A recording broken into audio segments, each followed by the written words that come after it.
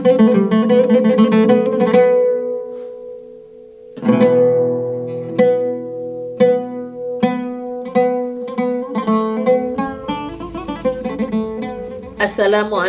warahmatullahi wabarakatuh. A'udzu billahi minasyaitonir rajim. Bismillahirrahmanirrahim.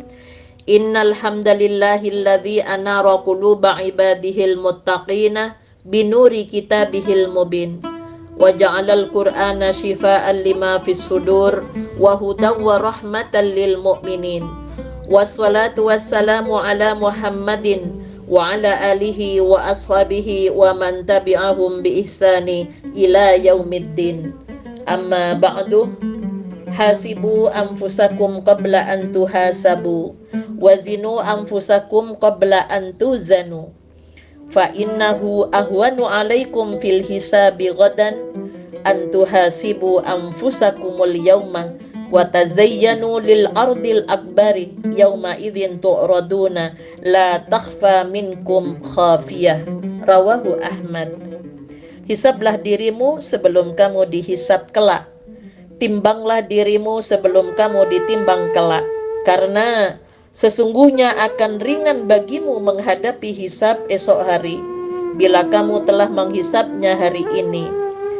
Berhiaslah kamu untuk hari pameran besar, di mana pada hari itu dirimu akan dipamerkan tanpa ada yang tersembunyi sedikit pun. Pemirsa dan pendengar yang dirahmati oleh Allah, kajian untuk Madrasah Perempuan kali ini, bagaimana kita sebagai perempuan berusaha untuk melakukan muhasabah atau introspeksi diri yang berkaitan dengan muhasabah sesudah kita beramal.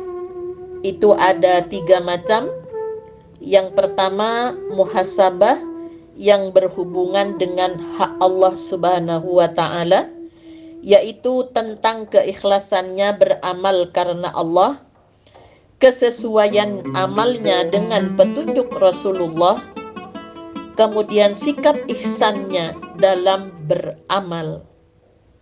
Yang kedua, muhasabah amalan yang akan lebih baik tidak dilakukan daripada melakukannya. Yang ketiga, muhasabah amalan mubah atau kebiasaannya. Kenapa kita lakukan? Apakah melakukannya karena menginginkan ridha Allah dan kebahagiaan di akhirat? Jika kita melakukan karena hanya ingin mendapatkan pujian manusia, tentunya kita akan merugi. Sehingga dalam hadis yang diriwayatkan oleh Ahmad bahwa Rasulullah berpesan untuk melakukan muhasabah, untuk introspeksi diri, dan juga dipesan untuk berhias secantik mungkin dalam rangka menghadapi pameran besar yang masing-masing kita akan dipamerkan tanpa ada sedikit yang tersembunyi dari diri kita. Pemirsa dan pendengar yang dirahmati oleh Allah, yang perlu kita introspeksi sebagai perempuan, yang pertama berkait dengan keikhlasan di dalam melakukan seluruh yang diperintahkan oleh Allah Subhanahu wa ta'ala. Sebagaimana ketika Rasulullah sallallahu alaihi wasallam datang pada hari raya Idul Adha dan Idul Fitri, kemudian menjumpai perempuan, maka Rasulullah berpesan agar supaya perempuan memperbanyak sedekah. karena Rasulullah melihat keadaan perempuan yang masuk menjadi penghuni neraka karena sifat-sifat yang kurang baik, seperti dikatakan dalam hadis Bukhari dan Muslim bahwa perempuan tuksirnal lakna wa takfurnal ashirah, kebanyakan gampang mengutuk dan mengingkari kebaikan-kebaikan yang telah dilakukan oleh suaminya maupun oleh keluarganya. Yang kedua, dikatakan kurang akal, maka kesaksian perempuan itu separuh dari kesaksian laki-laki. Ya, jadi kondisi yang seperti inilah maka perempuan menjadi saksi itu pasti akan takut dengan ancaman, baik secara fisik maupun secara batin. Namun kekurangan akalnya itu seringkali digunakan untuk ngakali yang lainnya, orang terdekatnya, sebagaimana dalam hadis yang diriwayatkan oleh Bukhari, uritun naro aktsaru ahlihan nisa'u yakfurna qila ayakfurna billahi qala yakfurnal ashirah wa yakfurnal ihsana law hasanta ila ihdahunna dahra summa ra'at minka syai'an qalat ma ra'aitu minka khairan qad. Diperlihatkan kepadaku penghuni neraka pada perempuan itu karena kekufuran mereka. Para sahabat bertanya, apakah mereka kufur kepada Allah? Nabi Shallallahu Alaihi Wasallam menjawab, mereka mengkufuri pergaulan dan kebajikan. Apabila kamu laki-laki berbuat baik kepada seorang dari mereka perempuan sepanjang umur, lalu dia mengalami sesuatu yang tidak menyenangkannya sehingga dia tersakiti, maka perempuan itu akan berkata, kamu belum pernah berbuat baik kepadaku. Di sisi lain, bahwa perempuan dikatakan kurang agamanya. Kenapa demikian? Bahwa dikatakan kurang agamanya di sini karena idza hadat lam tusalli wa lam tasum, apabila haid perempuan itu tidak sholat dan tidak puasa. Nah, untuk itulah maka disinilah seringkali melalaikan, ya, untuk menunda-nunda sholatnya, tidak segera bersuci, dan kebanyakan pula tidak mengganti puasa yang telah ditinggalkan ketika haid ataupun ketika nifas. Ini beberapa hal yang perlu diperbaiki dari sifat-sifat yang telah dipesankan oleh Rasulullah kepada kita perempuan, kemudian kita telah mengkajinya. Kemudian di dalam surat Al-Hujurat ayat 11 ada sifat perempuan yang dipesankan oleh Allah secara khusus setelah menyebut pada manusia secara keseluruhan. A'udzubillahi minasyaitonirrajim. Ya ayyuhalladzina amanu la yaskhar qaumun min qaumin asa ayyakunu khairam minhum wala nisa'un min nisa'in asa ayyakunna khairam minhunna wala talmizu anfusakum wala tanabazu bil alqab bi'salismul fusuqu ba'dal iman wa man lam yatub fa ulaika humuz zalimun. Wahai orang yang beriman, janganlah suatu kaum mengolok-ngolok kaum yang lain, karena boleh jadi mereka yang diperolok-olok lebih baik dari mereka yang mengolok-ngolok. Dan jangan pula perempuan-perempuan mengolok-ngolok perempuan lain, karena boleh jadi perempuan yang ngolok-ngolok lebih baik dari perempuan yang mengolok-ngolok. Janganlah kamu saling mencela satu sama lain, dan janganlah saling memanggil dengan gelar-gelar yang buruk, karena seburuk-buruk panggilan adalah panggilan yang buruk, panggilan fasik setelah beriman. Dan barang siapa tidak bertobat, maka mereka itulah orang-orang yang zalim. Pemirsa dan pendengar yang dirahmati oleh Allah, maka kita perlu memperhatikan yang dikisahkan di dalam sebuah hadis yang diriwayatkan oleh Bukhari dan Muslim dari Atha bin Ribah, yang diterima dari Ibnu Abbas, yang menanyakan kepadanya, ala urika mra'atan min ahlil jannati, inginkah Anda melihat seorang wanita penduduk surga? Fakultu, jawabku, bala. Faqala hadhil mar'atus sauda'u, memang ya kepingin, katanya, nah wanita yang hitam itu.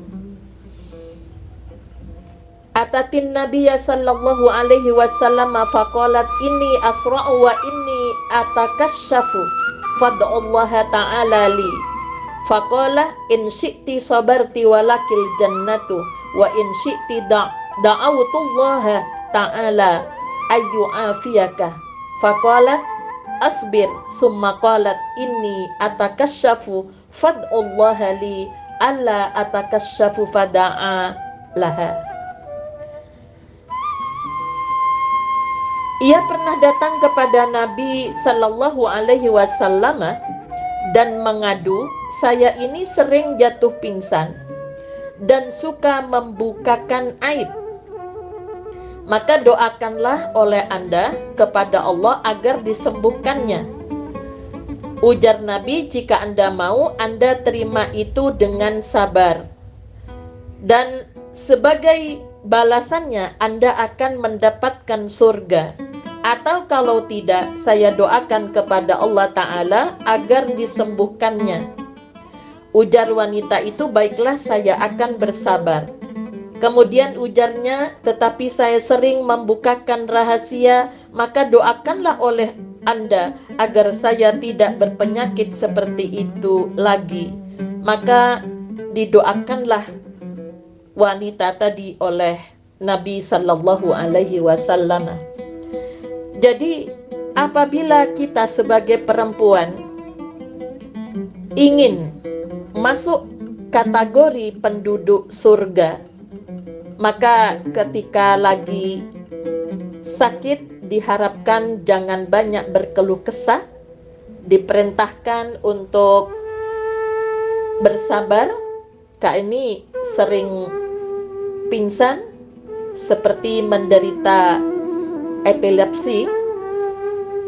Kemudian ternyata Rasulullah memerintahkan untuk sabar dengan apa yang ditakdirkan oleh Allah berupa penyakit yang seringkali pingsan itu.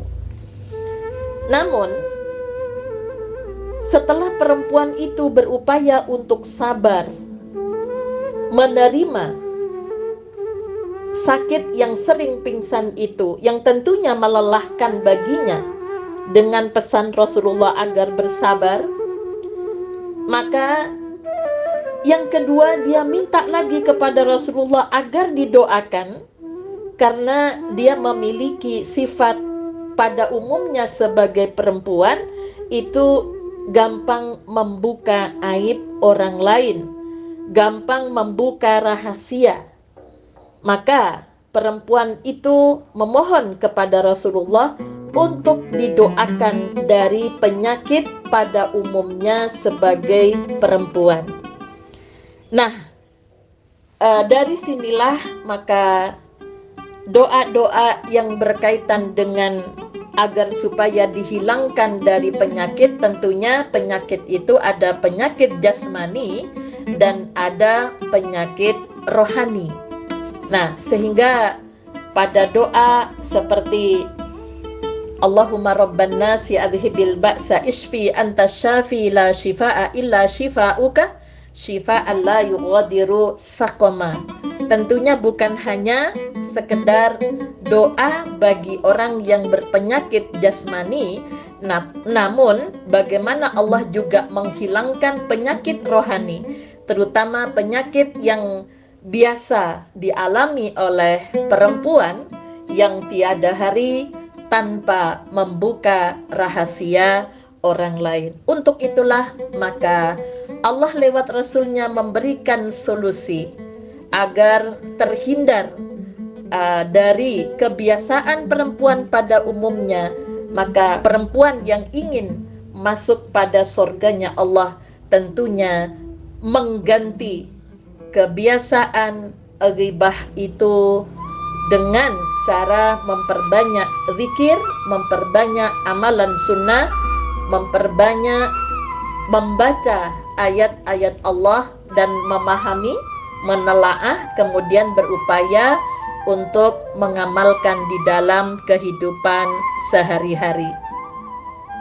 Pemirsa dan pendengar yang dirahmati oleh Allah, jika ada kisah yang dipesankan oleh Rasulullah Sallallahu Alaihi Wasallam tentang kebanyakan perempuan masuknya neraka itu karena kekufuran pada amalan-amalan yang baik.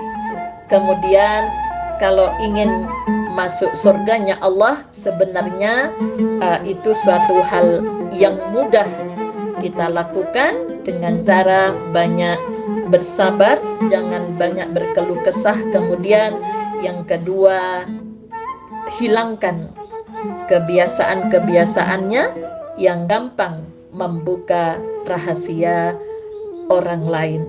Mudah-mudahan menjadi bagian dari introspeksi diri kita, kebiasaan tabarrud, kebiasaan melakukan hal-hal yang sudah dianggap benar namun ternyata tidak sesuai dengan aturan-aturan Allah, seperti berbusana muslimah namun di situ ada sedikit yang masuk pada kategori tabarruj.